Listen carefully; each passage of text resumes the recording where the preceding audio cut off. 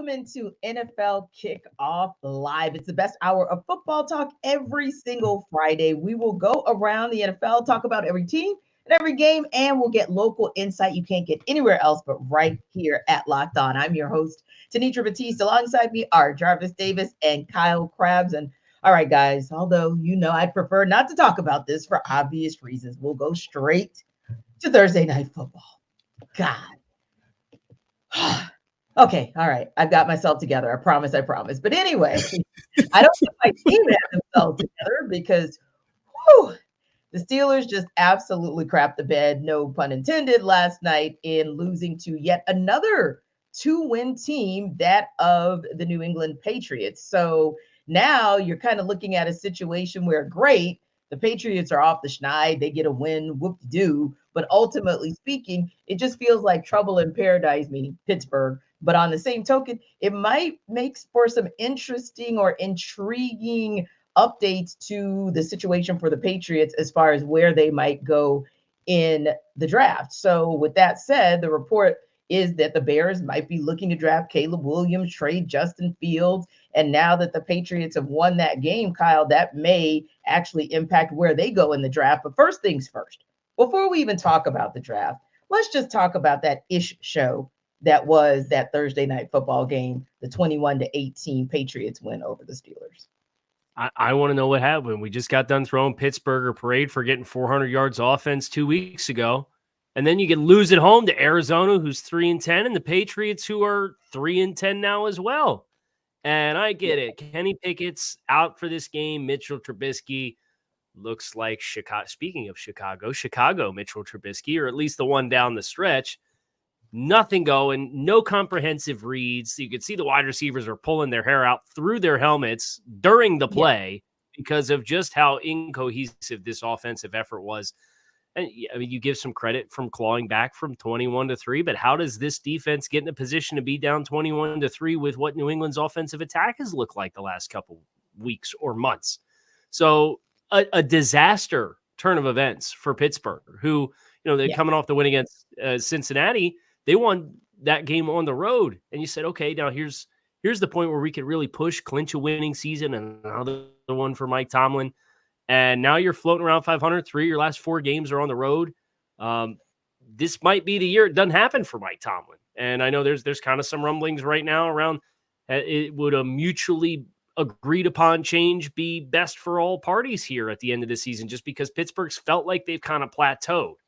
And this is as bad as it gets. I mean, last night was a rough watch if you were a neutral fan just watching that football game.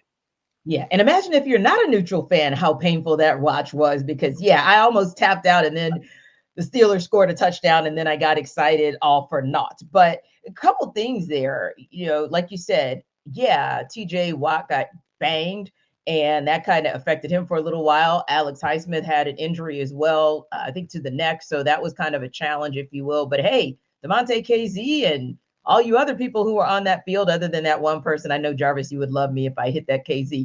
But, there were guys who they made plays, like Michael Walker did make a play, former Falcons, Devontae KZ, but there were just too many moments where they didn't make plays or they didn't finish a play like it could have or should have been finished. And that was a part of the challenge that Minkah Fitzpatrick called out across the defense and the entire team post-game. But like you said, also the offense, it was just painful because there was George Pickett, Jarvis, here, there, free.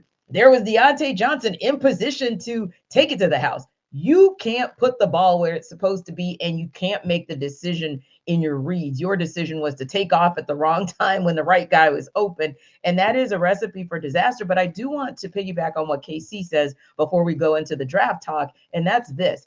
I do think that this might be a situation where, I know we've got 4 games left in the season, but Mike Tomlin and his regime may have really hit the plateau. And I think this may be an Andy Reid situation where you just mutually agree to part ways. It doesn't mean by any stretch of the imagination that Tomlin's coaching career in the NFL is over. He'll have a job the next day.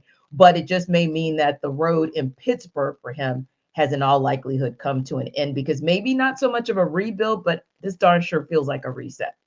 Yeah, it's definitely going to be a reset, because I really feel like it's time. And that's not an indictment against Mike Tomlin, because, things, it's like a marriage that, the fire is just all gone and people just kind of really sticking around for the kids. It's just like, all right, I love you, babe. Oh, I love you too. Oh, you never had a losing season. Oh, okay, that's fine. We're gonna bounce back and get into the playoffs, but we ain't got a chance to really win it all. Yeah, that's fine too. So I think now you're starting to move into a situation where, okay, let's figure this thing out, because at the end of the day, I think we all can agree that Kenny Pickett is not the quarterback of the future, right? So if there's a situation where you start losing games and you get into a position where you might be able to get one of those guys, one of those quarterbacks, there's going to be a lot to choose from in that first round. Do you really want to try to, use this same regime who just fired their offensive coordinator, who probably shouldn't have been the offensive coordinator coming into the season, because a lot of people were calling for their heads. I know you were, T. So now it's like, all right, I don't want this regime picking my quarterback of the future, because everybody understands what the situation is there. So I think if you mutually part ways, and I think you're also correct too, T, because Mike Tomlin, he will have a job, and I know we're going to talk about it later, and I have the perfect spot for him, where he could take over, and I'm pretty sure there'll be Super Bowl contenders almost immediately if they're able to make that hire. Indeed. And Kyle, that kind of segues into that talk about the draft, because I think Jarvis makes an excellent point. One of the downsides of the winning records that Mike Tomlin has had, especially over the decade and a half since the Steelers won the Super Bowl, is you're middling. So you keep landing middle to late first round, and that's how you look the rest of the rounds. And sometimes you hit and it goes well, but most of the time it doesn't, because you're not getting the top of the first round, or even sometimes the top of the second round that'll allow you to dip back into the first round. My point being that this is a draft class where, the Steelers have to look long and hard at themselves and say, hey, if we end up at 18 or 20 or 16, well, like we keep ending up, this is the draft where you may want to do what you did with Minkah Fitzpatrick. Obviously, that was a trade situation where you threw in everything but the sink and it paid off. This might be a situation where you throw in everything but the kitchen sink in a draft situation, because these are some generational draft picks at QB that could change this franchise. So I think that's a decision that they have to make. And the Patriots are still looking, despite what we saw at Zappy last night, they've got to make a decision as well. Yeah, I think the decision's a lot easier for New England, just because you expect them to be in that strike zone, right? Where you look at Pittsburgh and you already got 7 wins. Like, what's the floor for you in the draft? If you lose out, you're probably picking 13. That's where we're sitting right now. So from Pittsburgh's perspective, you may transition away from, if you're going to do it, transition away from your head coach, identify what players are 30 plus second, third contract players that you can get more draft assets for. And I don't know about a reset. If you're going to do it, you might as well rebuild it and go for it, because I think that's the only way you put yourself in a position. I think this quarterback class is really interesting too, because the transfer portal has already eaten up a lot of what you would have perceived to be the second tier of draft eligible quarterbacks, and they're staying in school. So you're going to have Drake May, who goes early. You're going to have Caleb Williams, who goes early. A lot of people like Jaden Daniels. He's a little bit of an untraditional build for the position and a 1-year sample size of really good play. So there'll be some questions there. Can somebody get sold on that? I'm not sure. What is Bo Nix going to do after his 18 years of playing college football at the quarterback position? I think he's set the record for most starts at quarterback in FBS history. So that's no shade there. He's the longest tenured college starting quarterback ever at FBS. But from Pittsburgh's perspective, I don't envy where you're at. And I think there is something too. It's really interesting, these team life cycles where teams build themselves up and then there's kind of a natural transition. Really, the only one that's done it successfully over an extended period of time without regressing all the way back to square one again, even if they keep the coach and the brain trust, is New England with Tom Brady. So you look at Mike Tomlin, and he has 8 career playoff wins, and 5 of those, more than half of them, came in his first 4 seasons with the team. You even look over at Baltimore in the AFC North. John Harbaugh's got half of his playoff wins came in his first 5 years, and he's been there 15 years too. So these teams that are routinely, consistently in the hunt, If you don't go all the way back down, it makes it almost harder for you to gear back up and make a deep run all over again unless you hit the quarterback position. And they didn't do that with Kenny Pickett. Indeed. And that's my biggest challenge with this team, and feeling like that's why I keep saying middling, because you've done well, but you've not done well enough. And even that one time where you could have done well enough, I think it was 2018, when you had Jacksonville on the ropes and you allowed them to come back and get you. That would have been one opportunity to win big and, maybe get back to the Super Bowl, but obviously didn't happen. So I think it's one of those challenges. Now, here's the interesting part too, because of course, Jarvis, we know we're talking about what the Steelers are looking at under center, because that's kind of how you build out. And we know what we're talking about with the Patriots and how they build out. But an intriguing guy that, of course, we've been looking at for well over a decade, because he's born and raised in the Atlanta metro area. And, that's Justin Fields, and kind of how things play out for him. How does he look in these last couple of games? Does he look like a guy that Chicago says, okay, maybe we want to, keep him around? Probably not. But if not, where does that guy go? Because with the Kenny Pickett, if you don't land here, you'll probably land, in one more spot. You'll be a backup at them, and then maybe you get to show somebody that maybe you are viable as a potential starter. But Justin Fields, this is like a true dress rehearsal / show and prove what you can do, because you're probably not going to stay with Chicago, but you also want to land somewhere where where it's not going to just benefit Chicago that they parted ways with you, but it's going to benefit you too. Yeah. And I think that, with Justin, like, obviously the talent is there, right? Like, he wouldn't have been taken in the first round if it wasn't. And I just feel like, Chicago Bears is an organization that just hasn't been good with housing a good quarterback, right? Now some We of got the one of reasons, them. Thanks. right. So one of the reasons may be that he just isn't good, or it just wasn't the right situation. And I feel like a lot of people kind of discredit that the latter, because, like, at the end of the day, like, you can have all the talent in the world, but if the situation isn't right, if the head coach isn't right, if the guy that's working with him every day and the quarterback coach isn't right, it's not going to work. Or the guy calling plays, we seen Luke Gessie. He just seems like, okay, I'm going to call plays according to what Justin Fields is really good at.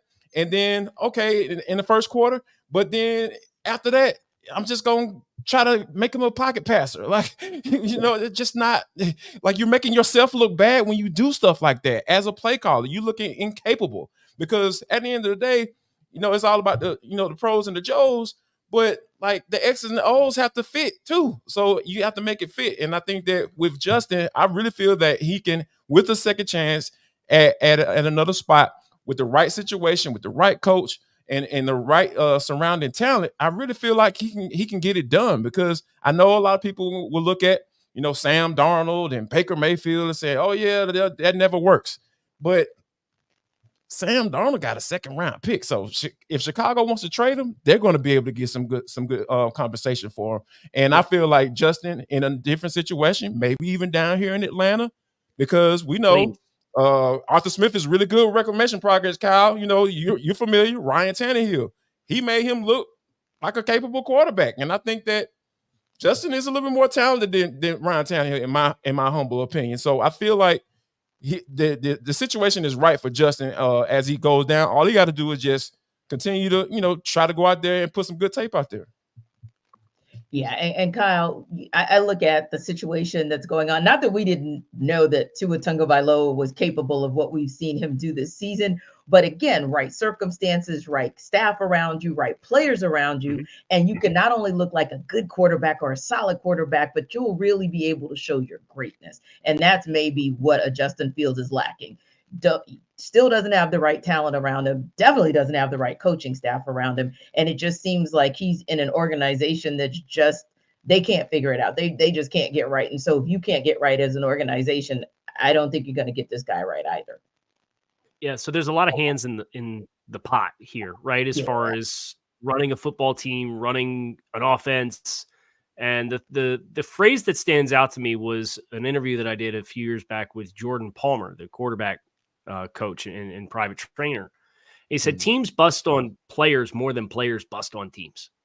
And you look at this environment that Justin Fields was put into, and Tanisha, you invoked Tua Tagovailoa and what that was like with Brian Flores, who was a career assistant at New England. The only quarterback he ever knew was Tom Brady. The only offensive line coach he ever knew was Dante Scarnecchia. Those are like Mount Rushmore of their respective crafts at the NFL level type of players and coaches. And he comes to Miami and he's got 4 offensive line coaches in 3 years. He has 4 offensive coordinators in 3 years. Jim Caldwell was in and out after a singular cup of coffee before training camp even started. He said, no, thanks. I don't like where this is going. So he stepped aside. And then Mike McDaniel comes in and it's a stylistic fit and they tailor what it is. And you've seen like peaks of it with Chicago, like down the stretch last year after the first 2 months of the season. And then they came out this year and they said, everything we did, no, we just traded it. We got DJ Moore. So we're going to be this deep set drop back passing game all over again. And guess what? He's got a 12% sack rate because it's just not what is the strength of him as a player. So I do think you have to continue to individualize what Justin Fields would have around him to be successful. I do happen to think Arthur Smith, that offense that is so run heavy, but you get extra hats in the box with Justin Fields and his threat as a runner versus Desmond Ritter or Taylor Heineke or anybody. Like, that's a whole different ballgame for that offense. And they've invested already in the skill group that would be around him. I think that'd be as exciting of a fit as you could craft for Justin Fields. Indeed. In the game we're going to talk about with a couple of guys who put the right pieces around them, put the right coaching staff around them, and they absolutely do it. That's Jalen Hurts and Dak Prescott. We're, of course, going to talk about the showdown between the Eagles and Cowboys when we come back. But before we get there, here's a quick word from Jarvis about DoorDash.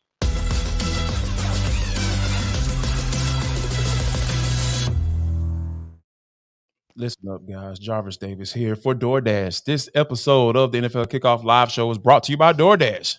How about this, y'all? I'm sitting at the house by myself. You know, my kids upstairs sleep in the room, and then I just start feeling this rumbling sensation in my stomach, and I'm just like, oh my God. My stomach is telling me that I need some wings. You know what I went to? I went to DoorDash. I'm telling you guys, it is the absolute amazing. And the code is LOCK23. What is that code going to get me, Jarvis? LOCK23 is going to get you 50% off up to a $10 value when you spend $15 or more on your first order when you download the DoorDash app. Drop that code in there, LOCK23, and you can satisfy that hunger in your stomach right now. I'm telling you, it was so amazing. I'm telling you, it is so easy, and then it's so easy to use. And when you think about, you know, when you're watching the games and you're trying to figure out what you want to eat, DoorDash it simplifies it for you guys. All you got to do is just pull out your Lucky Charm jersey and order your favorite apps and snacks on DoorDash because football season is rolling right along. And if you haven't tried this out, I promise you need to do. So here's what's about to go down.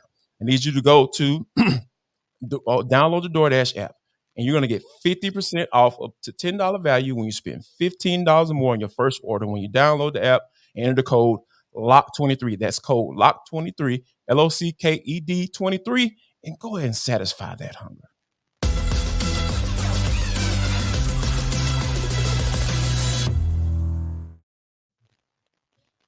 Well, guys, it's another big showdown for the Eagles this weekend. This time it is with the Dallas Cowboys, front and center, game of the week. NFC East is on the line. Some would even say the MVP race is on the line between Jalen Hurts and Dak Prescott, just behind Brock Purdy in the odds.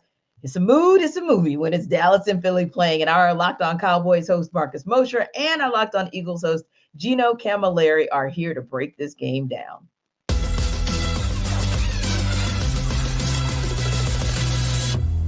I do think this is a big Brandon Cooks game at home in a dome on a fast track against some older corners.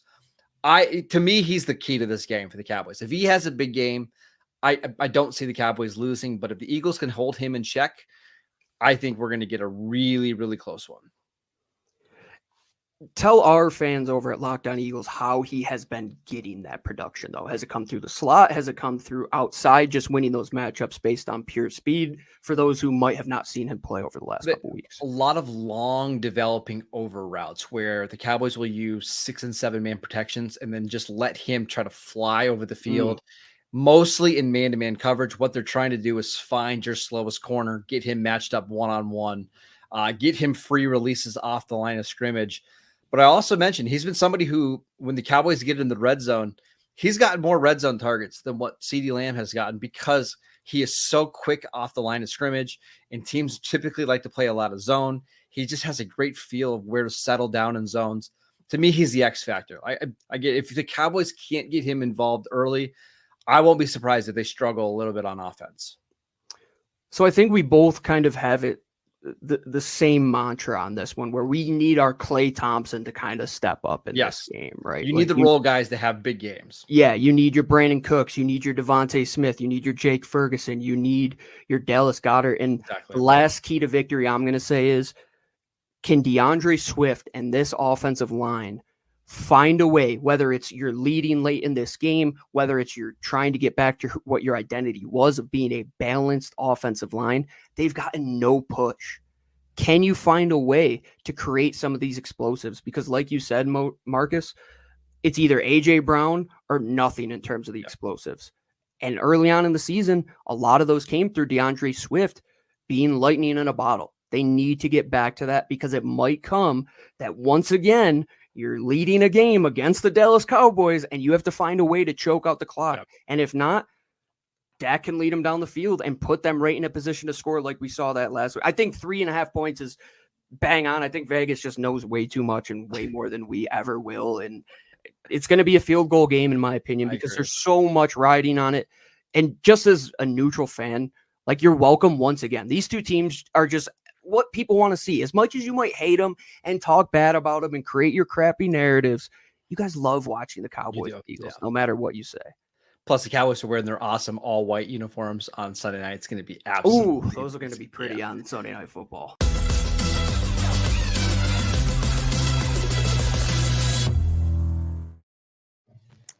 So, guys, this particular matchup features a team where there's a 1-game division lead, of course, Eagles over the Cowboys, one of 3 division leaders with that slim margin. So we could go all over the place with that narrative heading into the last 5 games of the season. But Kyle, this is also a situation where you've got 2 teams who have, like we said, MVP caliber quarterbacks, but also a lot of X factor. So I want to go back to something that Marcus was talking about in terms of who would be the X factor should the Cowboys win. And he's calling it Brandon Cooks. Is that your guy who could be the X factor or the game changer for these Cowboys to get this win? Yeah, I certainly think coming into this season, you expected to get a certain caliber of production from Brandon Cooks. And for the first month and a half of the season, he was MIA, like nowhere to be found. And you're wondering, did Brandon Cooks get washed this offseason and we all didn't get the memo or what? And then lo and behold, they start finding ways to get him involved in the offense. And it's coincided with Dak Prescott and this emergence of this 6 consecutive games, I think it is, with multiple touchdown passes, which is the longest stretch of his career, and playing at a caliber that has put him right at the front of the MVP conversation as we go into December. So I certainly think that's an element for Dallas that if they have that component humming, even if it's only a couple shots throughout the course of the game, this feels like an more explosive plays wins the game type of contest in my mind between these 2 teams, because they're capable of haymakers. You saw Philly really get bottled up by San Francisco at home last week, and San Francisco just hit a home run after home run after home run, and a lot of it came after the catch. So who's your guy that's going to have the speed and help create those chunks? If it's Brandon Cooks, whether they're vertical routes, whether they're deep over routes, and he's turning up the far sideline after he catches the ball, I do think that's a great place to point to for Dallas. Yeah, not only yards after the catch, but really yards after contact as well, Jarvis, because, Deebo Samuel and Christian McCaffrey were out there bulldozing folks. And from a yak perspective, from a yards after the catch, I was wondering if Darius Slay had gone back to Detroit and, maybe we missed that flight that he'd taken because, he was absentee last week. But if you look on the flip side for the Cowboys, they're looking to break a streak because really in the East, you don't have back-to-back champions. You have to go back to the early 2000s where the Eagles won 4 in a row to see a back-to-back. That's how competitive this particular division has been. But the Eagles have swooned a little bit over these last couple of weeks, right? Even when they won, sometimes it felt like it was on the struggle bus. Granted, against the Chiefs, and granted against the Bills before, the slaughtering that was the 49ers game. But who's their X factor? I mean, one person that I think Gino may have mentioned was Devontae Smith, but could be DeAndre Swift as well, depending on which direction you think would win this game for them. Who you feel like is their X factor in order for the Eagles to kind of get back right? It has to be Jalen Hurts in my eyes. Because here's the thing, because he looked weird last week, holding on to the football for so long. Obviously, you have one of the better offensive lines in the NFL. I get it, but get rid of the football, because if Jason Kelce is turned around like, oh, okay, yeah, I got my man. And he still has the football. Oh, he hasn't taken off running. Like, oh, you didn't try to go get yards instead of trying to find somebody downfield when it's just not there. So I think that he has to be a little bit more decisive to the football with the football. Help your offensive line out, because I think that is something that could be a catch-22, because a lot of times guys want to put everybody look at the sack numbers. Oh, he's been sacked X amount of times, and automatically blame the offensive line, but there are times where the quarterback is holding on to the football too long, or they're just not throwing it away when there's nothing there. And I think that I saw Jalen do that several times last week. And I think that also he can be a bigger X factor with call runs, design run plays. I think that helps that offense out tremendously, because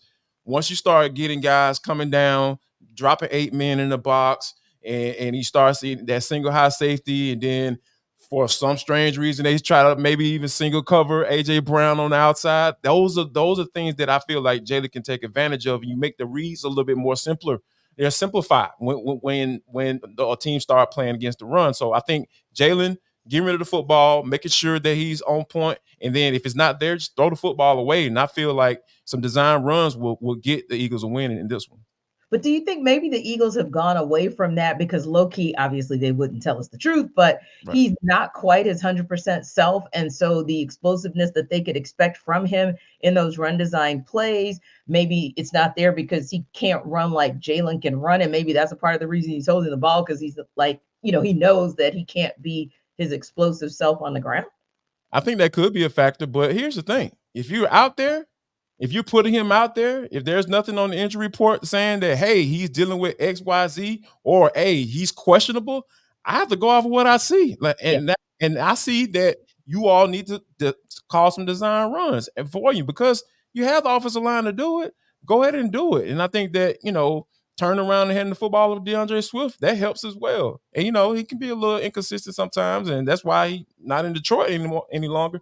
But those are some of the things that you're going to have to do. If you're putting them out there, I feel like, hey, I don't want to hear about it. Like I got Hugh Douglas up in Philly. He's just like, hey, man, show me the baby. If you out there, show me the baby. Show me the production. Get the win. Prove to people that, hey, you deserve this big boy salary that you got.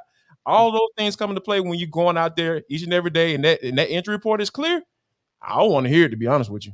Yeah, and that's kind of the tough part. But you think about, too, Kyle, and as good as Dallas has looked as far as that offense is concerned, 41-35. And I'm not saying that the Seahawks can't produce. I'm just saying that 41-35 against the Seahawks is 41-35 against the Seahawks. So it's one of those where could this possibly be a shootout where a team like the Eagles maybe arguably have a better defense than maybe the Seahawks have? Then if it becomes a shootout, that could be a possibility for them to still get a win here. Yeah, I thought it was interesting, but because you came into this game with Thursday Night Football with Dallas and Seattle last week, and Seattle's a team, they want to run the ball, right? They don't have Kenneth Walker. Well, they end up having Zach Charbonnet that steps into the primary role, has 19 carries for 60 yards. If you told me Dallas held Zach Charbonnet to 19 carries for 60 yards, you'd feel really good about it. But it was the physicality of DK Metcalf. It was his ability, how involved he got early. So I'm looking over to AJ Brown. And if I'm Philadelphia, you got to have a certain element of that. But one thing that Seattle did try to do is they still tried to run the ball, even though the averages weren't there. And to go back to what JD was talking about, as far as DeAndre Swift and the Philadelphia Eagles, you go all the way back to week 2. And do you remember how much Philadelphia struggled in the first half against Minnesota? And they had all these exotic looks on the front. And then about halfway through the second quarter, they said, oh, hey, you know what? You got 2 defensive linemen on the field. We're going to pound the rock. And DeAndre Swift gets 28 carries, 175 yards, takes like sole possession of the RB1 role in Philadelphia. And since then, he's only had a handful of games where he's even had 20 touches. Yeah. Like this is a guy that's amongst the most productive backs weird. in the league. And, right. And what game was it? Was it the Buffalo game or the Kansas City game that like he didn't even touch the ball in the first half at all? And you're like, what is going on? This is like the second best rusher from a statistical standpoint in the NFC, and he didn't touch the ball. And then lo and behold, he starts touching the ball. You're ripping off 6, 7, 8 yard, 9 yard runs, and Philadelphia found its rhythm again offensively. So you got to find a way to distribute the ball all around. But I think balance for Philadelphia against Dallas defense will help give them the opportunities to have those one-on-ones for that big physical guy like A.J. Brown to do what DK Metcalf was able to do to him last week. Indeed. And KC, if you had to make a prediction, a bold prediction, who walks away with this win? Do the Eagles put some distance between themselves and the Cowboys in the NFC East? Or is this a Cowboys game where they're now going to get in position to possibly control their own destiny? I want to pick Dallas. Dak is 30-8 against the NFC. That is rare, Kyle. Not a lot of people ever like to do anything in favor of Dallas, but okay. But I cannot help but think that the worst thing Dallas could have drawn was Philadelphia getting their butts kicked. And I think Philadelphia, after the game that they played last week, with an opportunity to retain control and effectively smother the NFC East, I think Philly finds a way. And I'm picking Philly in a close game to get it done. JD, who you got? So my dad is a lifelong Dallas Cowboys fan. Please don't ask me how. Grown up in Atlanta all his life and all that stuff. But we had a conversation. He was just like, Jarvis, we're gonna get a win this week. I was like, man, I don't know, man. But I was like, and then when you think about it and kind of really dig into it, like I think that Brandon Cooks piece, what Marcus brought up, was absolutely amazing. During that 4-game winning streak, 20 catches, 300 yards, and 3 touchdowns. Almost double the production of that first month and a half of the season as a Cowboy. So I think finding another weapon that Dak can depend on outside of CeeDee Lamb, I think that's the formula. That's the juice. That's that recipe everybody look forward to eating on Thanksgiving. Like, okay, we're coming over to the Cowboys' house because hey, they found the right recipe. Their offense is cooking, and I think that Dak is making a MVP candidacy. So I'm picking the Cowboys, T. I'm picking them. I'm picking them, and I might be wrong. More than like I'll be wrong because it's the Cowboys. But I'm rolling with the Cowboys. I can't deny what I'm seeing right now. Exactly, because Cowboys are gonna cowboy. But the Eagles, I think, as long as that secondary shows up a bit better than they did last week, and they do everything that KC just prescribed, I picked them for the win. Speaking of picks, we're going to tell you and sell you why on the other side. But before we do that, Jarvis is here to sell you on Prize Picks.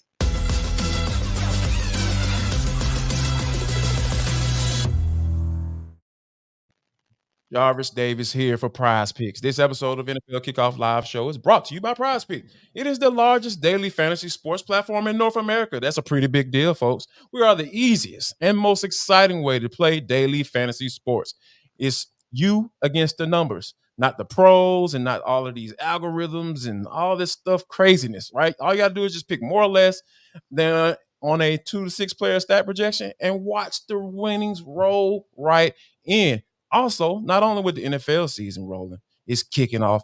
Basketball season, guys, is right here. And now you can pick combo projections across football and basketball from the Specials League, a league created specifically for combo projections that includes 2 or more players from different sports or leagues. For example, LeBron James on the plus Travis Kelce had a 10.5 combo of 3 points made plus receptions.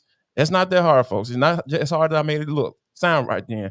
But it's easy, guys. All you got to do is go to prizepicks.com right now because that is the best place to go to.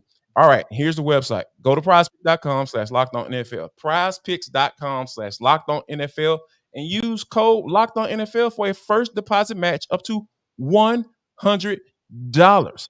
And folks, Prize Picks is daily fantasy sports made easy.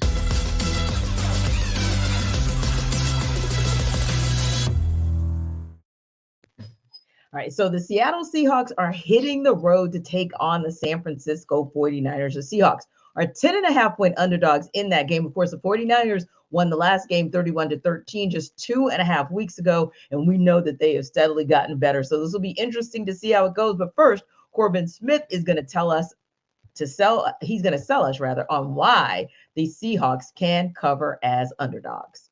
Looking for their first win against the 49ers since 2021, the Seahawks will head to Levi Stadium for a must-win rematch against their division rivals on Sunday afternoon. This is Corbin Smith, host of the Locked On Seahawks podcast. The Seahawks will enter Sunday's rematch against the 49ers as 10.5-point underdogs, and honestly, that feels a little bit low considering how much San Francisco has dominated this series over the last 2 seasons. None of their previous 4 encounters since the start of the 2022 season have been decided by under 15 points, with the 49ers winning all 4 of those matchups, including a 31-13 victory at Lumen Field just 2 weeks ago. For the Seahawks to have any chance to cover that spread or potentially pull an upset on the road at Levi Stadium, the offense is going to have to build off a solid outing in Dallas where they scored 35 points and put up 5 touchdowns. The offense has only 3 offensive touchdowns in their last 4 games against the 49ers combined. The run game is going to have to be solid. They're going to have a play-action game working off of that to take advantage of their receiving talent. As for the defensive side of the football, missed tackles have been a major problem against the 49ers, including a bunch of missed tackles against Christian McCaffrey a few weeks ago. They have to get him to the ground.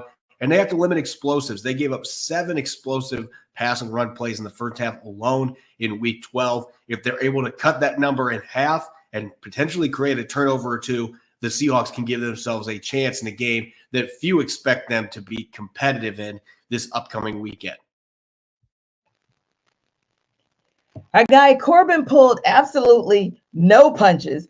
All right, Jarvis, I'm going to ask if you can maybe wrap your arms around little Tink Tink and give me a path to winning for the Seahawks. Sorry, little Tink Tink.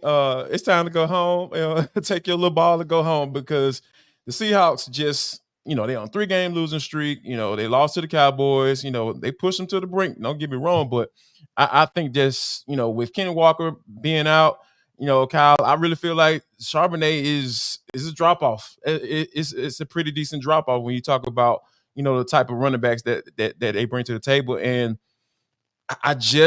the way the San Francisco 49ers have been playing, they just seem different. I know they've been, going to NFC championships and just being that type of team. But ever since Purdy came back and that man, that man that plays left tackle, number 71, Trent Williams, this team is different. And Debo Samuel, those guys, when you have those guys coming back into the fold, this is a different team. Those guys are playmakers, and you just see how Kyle calls plays just like I know who's going to get the rock, and there's nothing you can do about it. So, yeah, I feel like Seattle is about to get ready to go into a buzzsaw. The 49ers are riding high because we know all of the hoopla and drama that went into that game against the Philadelphia Eagles and how they were able to, talk that talk and walk that walk. Yeah, I feel for the Seattle Seahawks right now because this is not a good matchup for them given the circumstances. Well, Kyle, I'll let you come back with that one because, no lies told right there. No lies told. Yeah, so for Seattle to win this football game or keep it within less than a touchdown and a field goal and cover 8.5 points, I really think they have to force multiple turnovers and then you score 35 points. Okay. The obvious talking points to acknowledge, but the hardship about doing that, and give them credit, they just scored a bunch of points, 35 points against the Dallas Cowboys last week. They get a little extra rest coming into the game. JD talked about Trent Williams, Debo Samuel, that stretch of injuries.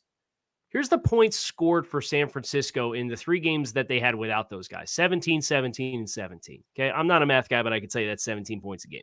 The points in the other games that they've played with those guys on the field, 30, 30, 30, 35, 42, 34, 27. Shout out Tampa Bay, held them under 30, 31, and 42. They are rolling up the points. And oh, by the way, outside of that 3-game stretch where they had 7 turnovers without Trent Williams and Deebo Samuel, they have 3 turnovers this season offensively. San Francisco has 3 turnovers in the games that they play with Trent Williams and Deebo Samuel on the field. It's December. They have 1 turnover in the month of November. So, like, Seattle is just going to have to get this totally uncharacteristic performance that San Francisco has not done with their guys all season long. And if they can do that, hey, there's your selling point to covering 8.5 points.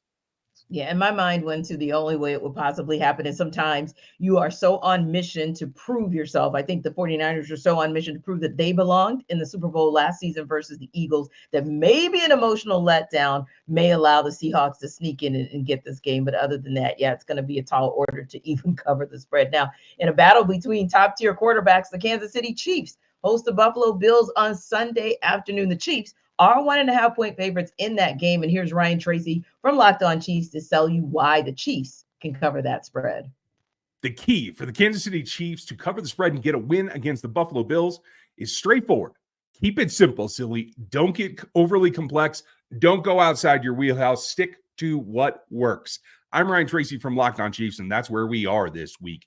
For the Kansas City Chiefs, it starts with the run game. Isaiah Pacheco has been missing in action at practice, but could be available for the ball game itself. His backups, Jerick McKinnon and Clyde Edwards-Helaire, will be ready to go. And they've been much more successful at running the power run block scheme lately that they'll be able to double down on and attack the Bills on the ground.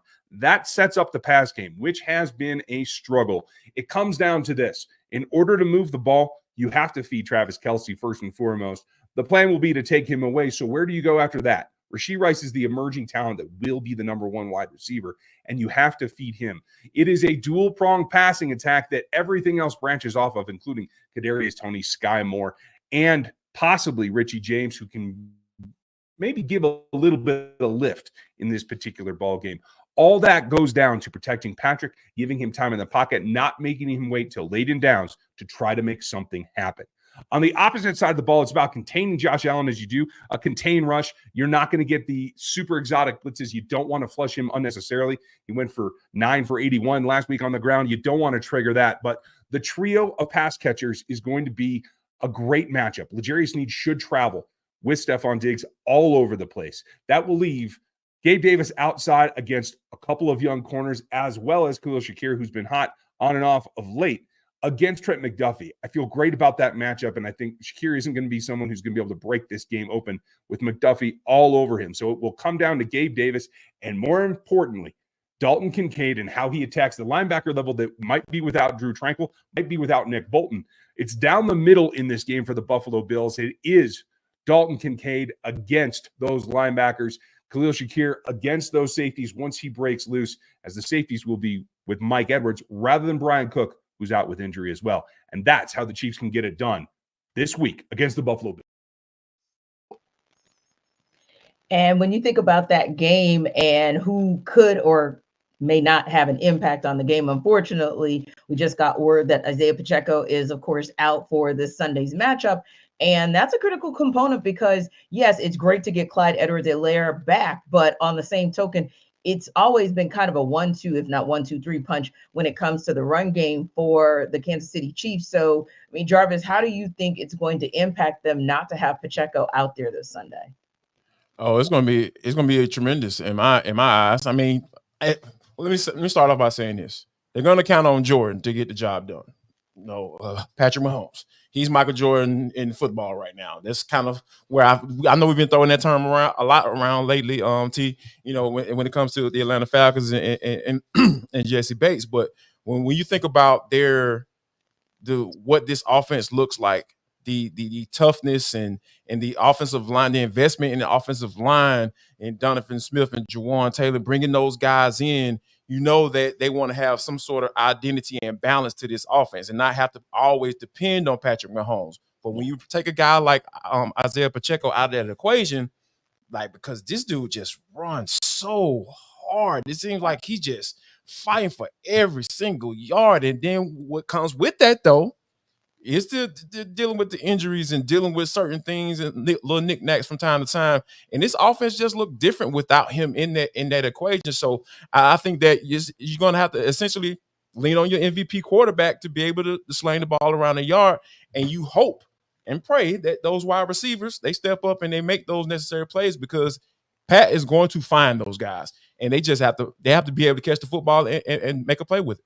Yeah, and although it was, of course, a loss for the Chiefs against the Packers earlier this week, you got 18 carries and 110 yards from Pacheco, 6.1 averages yards per carry, and across the entire season, 4.4. So just showing that consistency of what he brings to the table, or will not be able to bring to the table this weekend. But KC, when you look at this matchup with the Chiefs being 1.5-point favorites in that game, tell me, do you believe that the Chiefs can cover that spread? And if so, how do they cover the spread?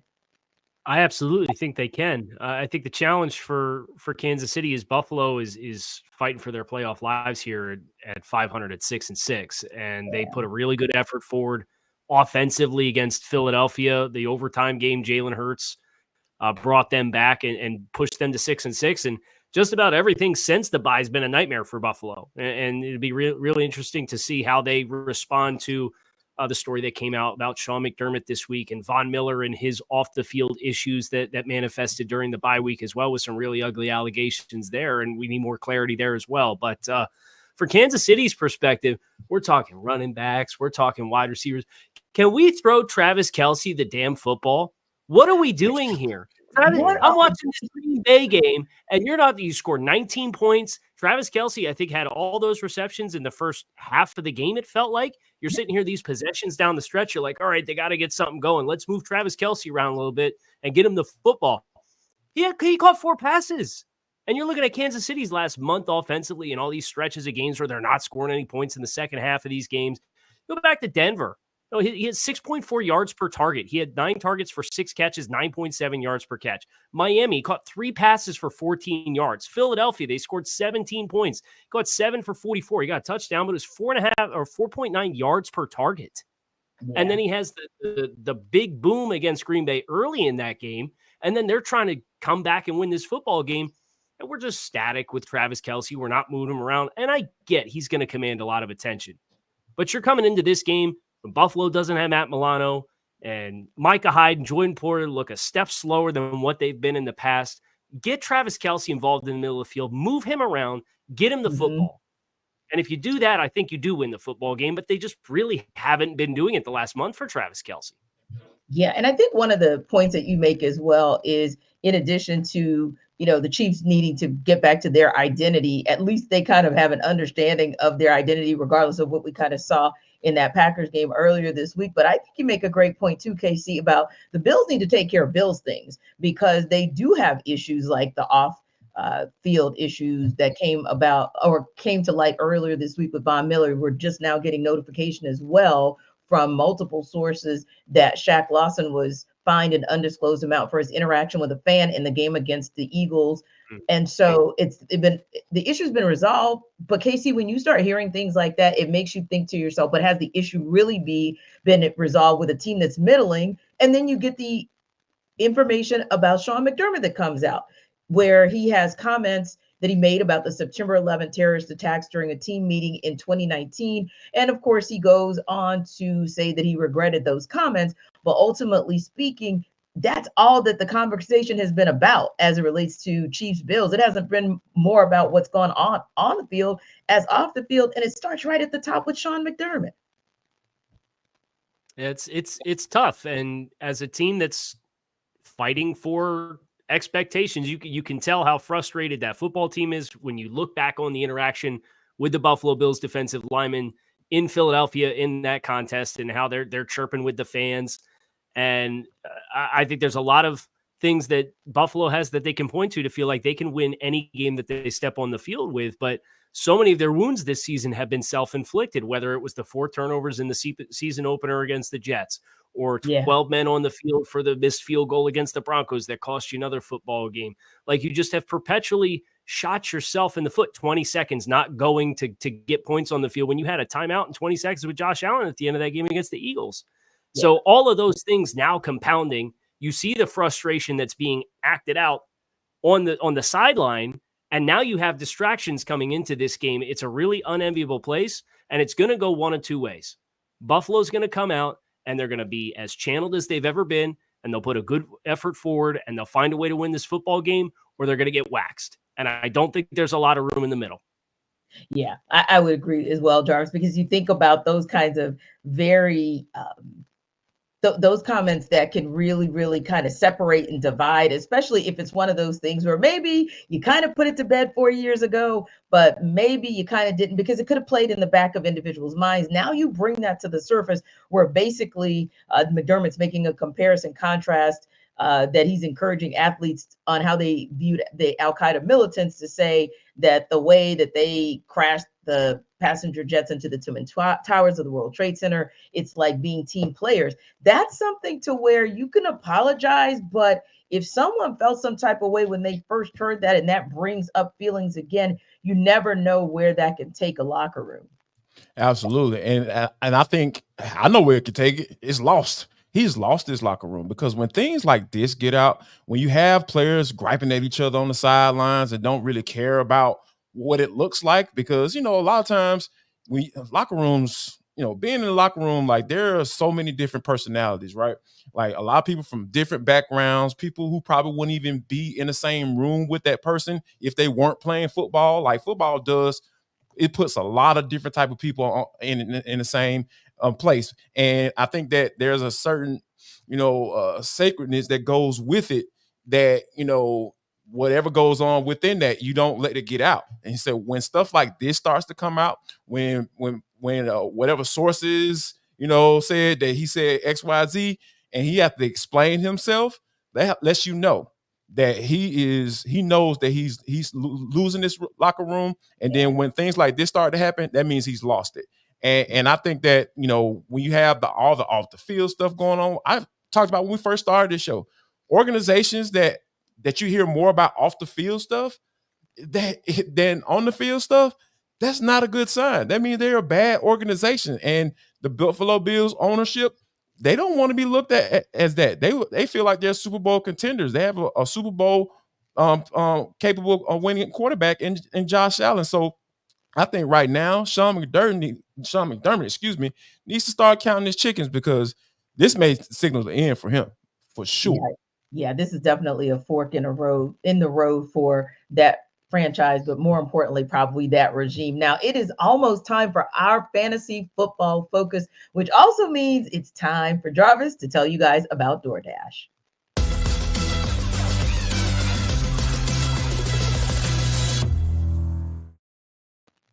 Jarvis Davis here for DoorDash. I need you people to get prepared before game day. Stock up on your favorite appetizers and order all your tailgate gear on DoorDash. Then get ready to watch your team win. Just start talking about the Bills. I don't know if y'all gonna win, but yeah, you can watch your team and have a good time regardless of the result and get you some good food. I'm talking about all of your favorite restaurants and stores, from retail to grocery, are on the app, so you can shop everything you need to get game day ready. I know me, I might try to fire up my grill on Sunday because I want to watch the Falcons and see what's going on. You know what? I want to give me some wings. I want to fry them bad boys up. So, I'm going to go on a DoorDash, find my little neighborhood grocery store and order me some flour. Give me some seasonings. Get some oil. I need some good oil so I can fry those wings up. And then, and guess what? I haven't even left my house. So here's what I want you to do. I want you to do the same. All you got to do is go to DoorDash and you're going to get 50% off up to a $10 value on your first order when you spend $15 or more when you download the DoorDash app and enter code LOCK23. That's code LOCK23, LOCKED 23. Subject to change. Terms apply.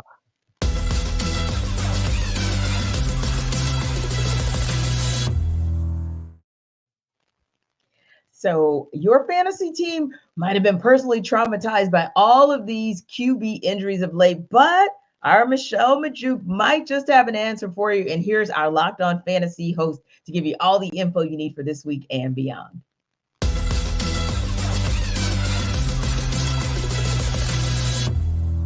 Are you a victim to your fantasy quarterback going down with an injury and need a quarterback to play in week 14 or even for the rest of the season? I got you. Here are 3 quarterbacks that you should consider picking up and playing, at least for this week. So first up being Vikings quarterback Joshua Dobbs. I know it was brutal, before their bye week, right? He threw 4 interceptions in week 12, and then the Vikings had their bye week. But don't forget, weeks 8 through 11, he was killing it for fantasy. He was averaging over 22 fantasy points per game. He was a quarterback 6 in fantasy during that span. And now he gets the Raiders, Bengals, and Lions over the next 3 weeks, all really solid matchups for him. So I think Joshua Dobbs is a guy you can pick up, play this week, and also just count on for this whole long run of stretch here for the rest of your fantasy season. Another quarterback to consider is Jake Browning of the Bengals. I know we've only really got to see him in one full game, but it was amazing, right? He put up nearly 27 fantasy points in week 13, 4th most on the week by any quarterback this last week. And he just has so many great weapons to rely on. Jamar Chase, Joe Mixon, T. Higgins, Tyler Boyd. And he was smart. He just threw it up to Jamar Chase over and over and over again. And he got him a lot of passing yards and a lot of fantasy points. And over the next 3 weeks, he gets the Colts, Vikings, and Steelers. I am fine with all 3 of those matchups for my fantasy quarterbacks, but especially like him this week against the Colts. And then talking about the Colts, Gardner Minshew is a guy you can consider picking up and playing, especially for this week and maybe even next week. So last week, he had over 300 passing yards and 2 passing touchdowns. No team is allowing more passing yards per attempt than the Bengals. And then if he does well this week and you want to continue playing him, he gets the Steelers the next week. And we just saw the Steelers let Bailey Zappi throw all over them on Thursday Night Football. So Gardner Minshew, Jake Browning, and Joshua Dobbs are all options for you this week if you're in a bind at the quarterback position.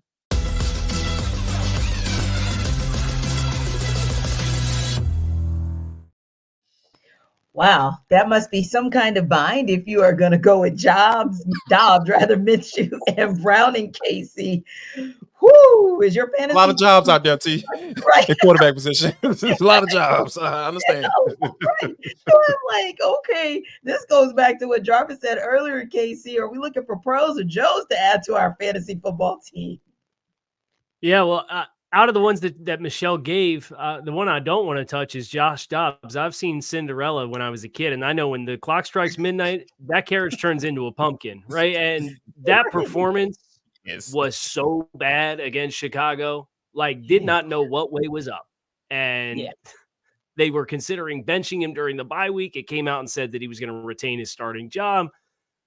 Thanks, no thanks for me on Josh Dobbs. I think Jake Browning's the one to go with just from take the one with the weapons in the passing game. Indianapolis, Gardner Minshew's done a nice job. He's able to move around, get off his spot. But at the end of the day, that's a team that wants to run the football. You saw what it looked like with Zach Moss before Jonathan Taylor came back, and then Jonathan Taylor came back.